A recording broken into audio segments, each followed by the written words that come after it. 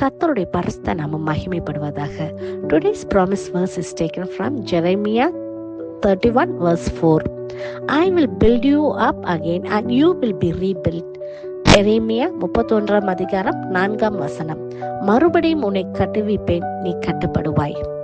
No matter how long you have been broken or if you are feeling lost and hopeless, கர்த்தர் நமக்கு இந்த நாளிலே கொடுக்கிற நம்பிக்கையின் வார்த்தை, மறுபடியும் உன்னை கட்டுவிப்பேன், நீ கட்டப்படுவாய். ஆம் பிரியமானவர்களே, இதை கேட்டுக்கொண்டிருக்கிற நீங்க எவ்வளவு நொறுங்கி போன சூழ்நிலையில இருந்தாலும், இருதயம் உடைந்து போன சூழ்நிலையிலும், மிகுந்த வருத்தத்தோட கண்ணீரோட காணப்பட்டாலும் கவலைப்படாதீங்க. கர்த்தர் நமக்கு கொடுக்கிற நம்பிக்கையின் வார்த்தை இதுதான்.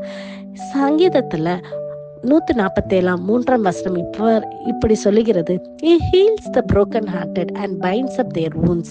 கர்த்தர் நம்மளை கட்டுகிற தேவனாய், நம் காயங்களையும் அவர் ஆற்றுகிற தேவனாய் இருக்கிறார். எவ்வளவு ஒரு அன்பான தேவன் அளவு. தெய்வ பிள்ளைகளை நம் கண்களை மூடி நம் ஜெபிப்போமா?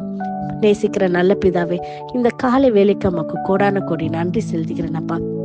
யாரெல்லாம் இந்த வார்த்தையை கேட்டு அப்பா இந்த ஜெபத்துல ஜெபிக்கிறவங்கள கர்த்தாவே, ஒரு விசை கூட கர்த்தாவே ஆண்டவர், இந்த பிள்ளைகளுடைய இருதயத்துல இருக்கிற எல்லா விதமான நெருக்கத்திலையும், எல்லா விதமான அப்பா உடைக்கப்பட்ட இந்த சூழ்நிலைகள் மாறும்படியாக என் கர்த்தர் நீர் வாக்கு பண்ணினவர் அப்பா, நீர் உண்மை உள்ள தேவனப்பா. அவங்களுடைய இருதயத்தை அப்பா எல்லா விதமான காயங்களை நீர் கட்டுகிற தேவனாய், பிள்ளைகளுடைய வாழ்க்கை கட்டப்படும்படியாக, அவங்க சூழ்நிலைகள் மாறும்படியாக இந்த நாளில இருந்து அப்பா ஒரு மாற்றத்தை பிள்ளைகளுடைய வாழ்க்கையில் நீர் தருகிறதுக்காக மக்கள் நன்றி செலுத்துகிறேன் அப்பா. அப்பா, we claim this verse, oh master. அப்பா, நீங்க அந்த பிள்ளைகளுடைய வாழ்க்கையில ஒரு மாற்றத்தை தந்து, மகிமையின் மாற்றத்தை தந்து சாட்சியா நிறுத்த போகிறதுக்காக நன்றி செலுத்துகிறேன் அப்பா. உண்மை மாத்திரம் விசுவாசிக்கிறோம்ப்பா. துதி கன மகிமை எல்லாம் ஒருவருக்கே செலுத்துகிறோம். இயேசுவின் மூலம் ஜெபிக்கிறோம், ஜெபம் கேட்டபடியால் ஆமென். God bless you.